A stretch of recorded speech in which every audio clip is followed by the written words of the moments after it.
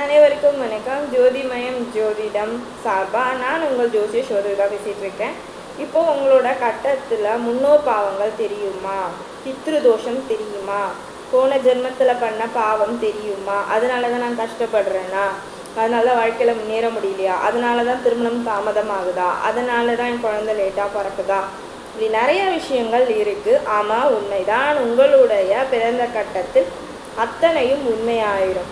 அதாவது எப்படின்னா, போன ஜென்மத்தில் என்ன பாவம் பண்ணியிருக்கீங்க, எது மாதிரி பாவம் பண்ணியிருக்கீங்க, அதுக்கு எந்த மாதிரி ரெமெடிஸ் எடுத்தால் இந்த ஜென்மத்தில் நீங்கள் நினச்ச கோல்ஸ் ரீச் பண்ண முடியும், இல்லைன்னா ஒரு நிம்மதியான வாழ்க்கை வாழ முடியும். நிம்மதியை தொலைச்சிட்டு தேடுறவங்க கண்டிப்பாக இந்த வீடியோவை பாருங்கள்.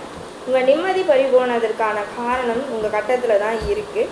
போன ஜென்மத்தில் நீங்கள் ஏதோ செஞ்ச ஒரு பாவத்தோட விளைவு தான் நிம்மதியை தொலைச்சிட்டு தேடுற ஒரு விஷயம். ஸோ உங்கள் ஜாதகத்தை என்கிட்ட கொண்டு வாங்க. கொண்டு வரும்போது அந்த பாவம் என்ன, அதற்கான ரெமெடிஸ் என்ன என்பதை தெளிவாக சொல்கிறேன், சரிங்களா? அடுத்த விஷயம் என்னன்னா, போன ஜென்மத்தில் பாடின பாவத்தை இந்த ஜென்மத்தில் தெத்திட்டு இருப்பாங்க. இந்த ஜென்மத்தில் செய்கிற பாவம் அடுத்த ஜென்மத்தில் தானே தெத்துவோம். அடுத்த ஜென்மம் ரொம்ப தூரம் இல்லை. ஒருத்தருக்கு 70-80 வயசில் இறக்குறாருன்னா அவரோட ஜென்மம் அடுத்த இதில் உடனே பிறந்துடும் இல்லையா? ஸோ குடிய மட்டும் பாவம் பண்ணாமல் இருங்க. மற்றவங்களுக்கு நல்லது செய்யலனாலும் தயவு செஞ்சு கெட்டது செய்யாதீங்க. கெட்டதை பற்றி யோசிக்காதீங்க. மற்றவங்களுக்கு வளர்ச்சிக்கு துணை இல்லைனாலும் மற்றவங்க வளர்ச்சியை தடுக்கிற எண்ணத்தை வச்சுக்காதீங்க.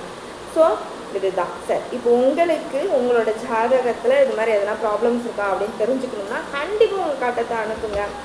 ஜாதகம் பார்க்க வாங்க. ஆன்லைன்லேயும் பார்க்கலாம், ஆஃப்லைன்லேயும் பார்க்கலாம். உங்களுக்கு ரெமெடிஸும் தந்துடலாம். நன்றி, வணக்கம்.